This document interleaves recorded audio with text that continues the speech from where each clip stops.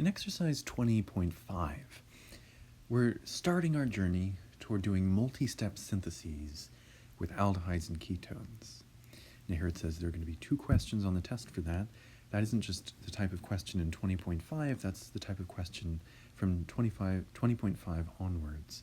And especially on the test, the type of question is likely to be a similar difficulty level as 20.41 and 20.42. So these are multi-step syntheses. But it's a little jarring to jump immediately to multi-step syntheses. To ease our way into this, let's start talking just about one-step syntheses. And in 20.5, the one-step syntheses are different ways to make aldehydes and ketones.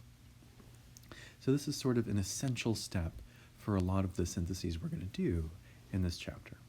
So notice, in every single one of these questions, they are trying to get you to make either an aldehyde or a ketone in every single one of these. And you can make them in different ways. So that's what this question is reviewing. That's what this video is going to review, the different ways that you can make aldehydes and ketones. Now, how you can make the starting material, or what you can do once you have the aldehydes and ketones, that's what's going to turn this one-step synthesis into a multi-step synthesis in future exercises. Well, the chapters in which you learned how to make these aldehydes and ketones are listed along with section numbers in the right sides of these tables. So these were the chapters when you learned these other reactions. So first let's think about how you can make aldehydes, and that's in this first table, 20.1. You can take a primary alcohol, and notice that's an alcohol, so the OH is an alcohol. The carbon that has the OH bonded to it, in that case it's just bonded to one other carbon. That makes it a primary alcohol. So if you have a primary alcohol, you can turn it into an aldehyde by using PCC. Now if you want to remember dichloromethane, that's the solvent here, power to you. That'd be great. But the essential thing here is PCC, pyridinium chlorochromate. It's a weak oxidizing agent. If you use a strong oxidizing agent with a primary alcohol, it takes it all the way to a carboxylic acid. Now we haven't talked about the chemistry for that yet. That's going to be in the next chapter, but it has a different chemistry. So if you want to make an aldehyde from a primary alcohol, use PCC. Another thing you can do is you can do ozonolysis. So ozone is O3, and if you treat that followed by DMS, that stands for dimethyl sulfide, it's acting as a reducing agent, it ends up cracking a double bond in half. So you have this part on the left, this part on the right, and those repeat, so you still have those parts, but instead of the double bond connecting the two, the double bond in both cases goes to an oxygen. And so if there were hydrogens originally in the double bond, then you have a hydrogen right next to a carbonyl, and so that's an aldehyde. Okay. Finally, you have hydroboration oxidation. Now, if you take a terminal alkyne, those are alkynes at the end of a chain. In that case, if you do hydroboration oxidation, you may remember that that is anti-Markovnikov addition of H and OH. So if you have this alkyne and you treat it with BH3 in THF, now the recipe they're using here is slightly different. You can use either one, it doesn't bother me. Sometimes they'll have carbon chains in order to make it a liquid or a solid. Boron compounds are often very toxic, and BH3 is a gas. So if you have to deal with a toxic thing, it's better for it to be a liquid or a solid. Best of all for it to be a solid, because it's contained. Liquids are contained too, but they evaporate, and so you can breathe in some of it. And gases are the hardest to contain, so they're kind of the least pleasant to work with. So that's why they have the R group there. But you can write BH3 if that's what you're familiar with from Organic Chemistry 1. That's the first step, and the second step is using hydrogen peroxide and sodium hydroxide. So hydroboration oxidation. The first step adds the boron and a hydrogen to the double bond, or the triple bond in this case, and the second step replaces the boron with an OH. Now this is anti-Markovnikov addition, so you're still going to have the same three atoms. Right here we have 1, 2, 3 carbons. So we'll still have those 3, 1, 2, 3. You'll still have one of your pi bonds, but now you'll have an H and an OH added, and they're going to be added in an anti-Markovnikov way, which means the OH is going to go on the less substituted carbon. If you're looking at your original molecule, this carbon on the right is only bonded to one other carbon, and so it's primary. This carbon on the left is bonded to 2 other carbons, and so it is secondary. So with anti-Markovnikov addition, which is what you get with hydroboration oxidation, the OH adds on the less substituted carbon. So you get this product at first, and then it rearranges. You get what's called keto-enol tautomerism. This is an enol. The double bond explains the ene. The alcohol explains the ol. So if you have an alcohol attached to a double bond, it's called an enol. And the hydrogen in the enol, this hydrogen up here, can rearrange. It moves over in the molecule so that what you end up with is an aldehyde. Now, maybe I should, to have it go the same way, it would look like this. And then the other hydrogen would have moved over here, so you'd have the 2. So that's called keto. This is the keto form. Technically it's an aldehyde, but keto form. And this is called keto-enol tautomerism. Tautomerism is when a hydrogen moves from one place in a molecule to another. And so you ultimately end up, when you do this, anti-Markovnikov addition of H and OH, you ultimately end up with an aldehyde. And that's what we see here. Okay, so that's making aldehydes. Making ketones is very similar. With the alcohols, instead of a primary alcohol, you'd have to start with a secondary one. So the carbon that has the OH on it is bonded to 2 other carbons. That makes it secondary. And with those, you can use a strong oxidizing agent like sodium dichromate with an aqueous acid wash, so water and sulfuric acid, and that turns that alcohol into a carbonyl. Ozonolysis does the same thing, so it cracks that, remember, ozone and DMS, it cracks that double bond open. You have the 2 parts, and those 2 parts stay there. They're just, instead of being double bonded to each other, they're double bonded to an oxygen, so very similar to ozonolysis to make aldehydes. The only difference here is you have carbons instead of hydrogens. So when you break them open, you end up with ketones. For acid-catalyzed hydration, it's the same idea as hydroboration oxidation, but you'll remember this was a recipe for adding H and OH in a Markovnikov way. So when you do that,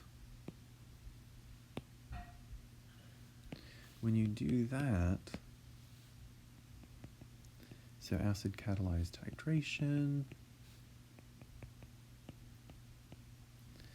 that still adds these same H's and OH's, but they switch. So the H ends up going to the less substituted carbon, and the OH goes to the more substituted carbon. And when you get the keto-enol tautomerism in that case, since the oxygen is on the middle carbon, that's where the carbonyl ends up going. And you have the 2 hydrogens on the carbon next door. So you do end up with a ketone through that keto-enol tautomerism. So if you have a terminal alkyne and you treat it with Markovnikov addition of H and OH, you end up getting the ketone. And finally, for making ketones, you can do the Friedel-Crafts acylation. So if you have benzene, all you'd have to do is treat it with that acyl chloride and AlCl3, and that sticks it onto the benzene, as we saw in chapter 19. Okay, so that's what we have to work with. Those are the different ways that you can make aldehydes and ketones. So to review that, to see how to apply that, if you look at A, you'll see that you have an alcohol. So as you go from the left to the right, you form a new bond to oxygen. Forming more bonds to oxygen, that's oxidation. So you start with 1 bond to oxygen, you end up with 2 So you've oxidized that molecule. Because the alcohol is a secondary alcohol, carbon that has the alcohol on it is bonded to two other carbons, so this is a secondary alcohol. Because of that, you can use the strong oxidizing agent sodium dichromate to turn that alcohol into a carbonyl ketone. So the recipe for this one is going to be Na2Cr2O7 in a water acid wash. Oops. H2SO4. So that's the recipe for this one. That's how you can make that change happen in A. Now in B, it's a similar thing. If you look at the reactant in the product, there's one bond to the oxygen here, there's two on the right. You're increasing the number of bonds to oxygen. That's an oxidation. Now, in this case, the alcohol that we're dealing with is a primary alcohol. This carbon that has the OH on it is just bonded to one other carbon, so it's primary. And we want it to become an aldehyde. So we have to use a weak oxidizing agent like pyridinium chlorochromate. Now, they give the solvent in this recipe, but that's okay. If you know PCC, that's fine. That turns primary alcohols into aldehydes. Okay. Here we have a terminal alkyne. Terminal alkyne, and if you notice, there's two pi bonds here, right? The first bond you ever form is a sigma bond. So let's say that blue one is a sigma bond. Every bond after that is a pi bond, so these orange ones are pi bonds. There's two pi bonds there, and the product, you have a sigma bond and then just one pi bond. So you have one less pi bond, and you also have a new element on the molecule. Those are the telltale signs of an addition reaction. Now you can add an oxygen onto the molecule by doing one of those hydrations. And in this case, you want the alcohol to add in the middle, right? On the more substituted carbon. So if the oxygen adds on the more substituted carbon, then that is a Markovnikov addition. The recipe for Markovnikov addition of H and OH is acid-catalyzed hydration. So sulfuric acid, water, and that mercury 2 sulfate. And when you do that,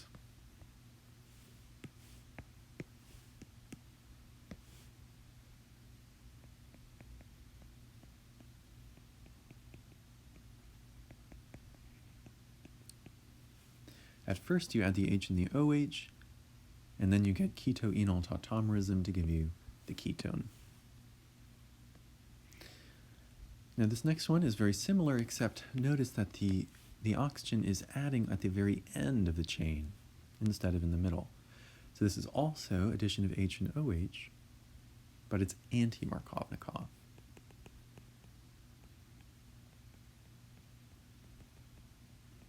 It's anti-Markovnikov addition because the oxygen is going on the less substituted carbon. It's going on the very end. Notice this carbon on the end is only bonded to one other carbon, so it's primary. The carbon in the middle is bonded to two other carbons, so it is secondary. So you have the oxygen adding on the less substituted carbon. That's making it anti-Markovnikov. So the way to add an oxygen onto a pi bond anti-Markovnikov is with hydroboration oxidation. So the first step is some boron compound, BH3 is a common one, in tetrahydrofuran. That's just there to stabilize this toxic and reactive compound. And then you follow that with sodium hydroxide and hydrogen peroxide. So this was hydroboration oxidation of terminal alkynes. You get anti-Markovnikov addition, followed by the ketoenol tautomerization. Okay, and then E. A special thing happens in E. In E, you start with a ring and you don't have a ring anymore. That's a classic sign of ozonolysis. In ozonolysis, you treat the molecule with first ozone, O3, and second DMS, dimethyl sulfide. Now remember, these are synthesis problems, and so our focus is not the mechanism for how these happen. Knowing the mechanisms adds a great deal of meaning to the recipes, otherwise they can just seem like letters and numbers. That is a separate discussion, though. And if you're interested in the mechanisms for these, let me know and I can provide you with them. But right now we're focusing on synthesis, which is a slightly different skill. We're using the recipes. Irrespective of how they happen, we know that they happen. We're using them to hopscotch from one molecule to another. So when you treat a molecule with ozone and dimethyl sulfide, that's what DMS is. So DMS looks a lot like this. You have sulfur and a methyl group on each side, so dimethyl sulfide.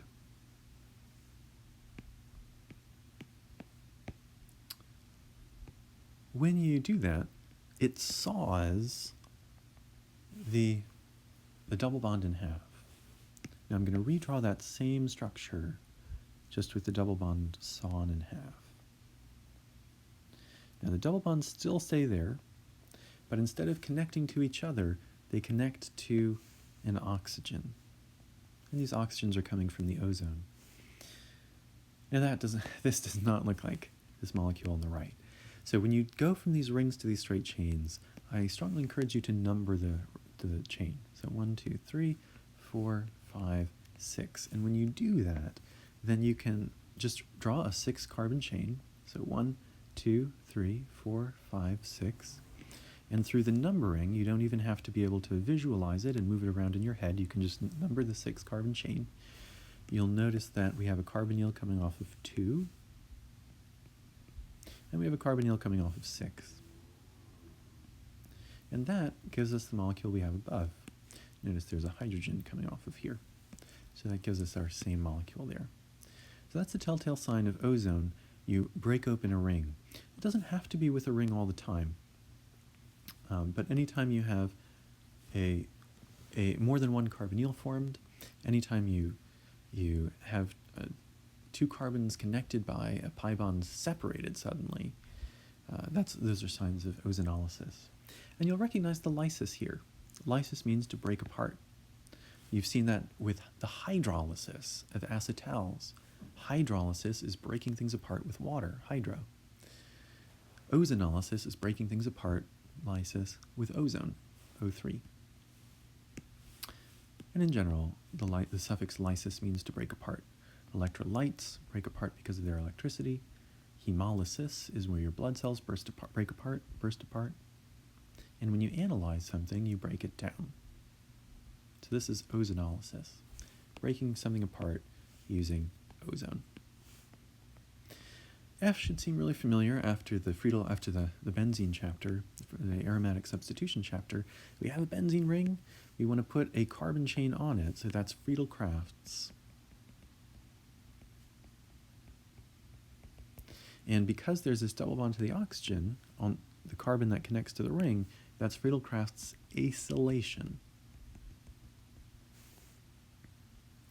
Well, when you want to know what your reagents need to be when you're doing Friedel-Crafts acylation, look at the carbon branch. Redraw that exactly as it is. But instead of being bonded to benzene, have it bonded to a chlorine. And then just use AlCl3 for the catalyst. And we've seen the mechanism for how that works. And that's that, Friedel-Crafts acylation. So it's a way to make alkenes, another way to make alkenes. Okay, so these are the ways that you can make aldehydes and ketones, these 7 reactions. Really, it's just 4 different ones. You have oxidation in the context of aldehydes and ketones. You have ozonolysis, again, in the context of aldehydes and ketones. You have hydration, adding H and OH to terminal alkynes. You could do that anti-Markovnikov, hydroboration oxidation, or you could do it Markovnikov, acid-catalyzed hydration. And finally, you have the Friedel-Crafts reaction. So this will often be our intermediate reaction. In a lot of these are all 1-step syntheses. We're going to work our way up to 6, 7, 8-step syntheses. But these will often happen in the middle of our synthesis. We'll often need a ketone or an aldehyde in order to do something else. So we have to know how to make them.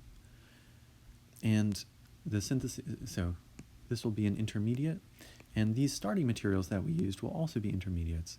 So we'll need to review how to make things like alcohols or alkynes as well, or alkenes. So knowing these one-step syntheses is crucial, and we'll continue our discussion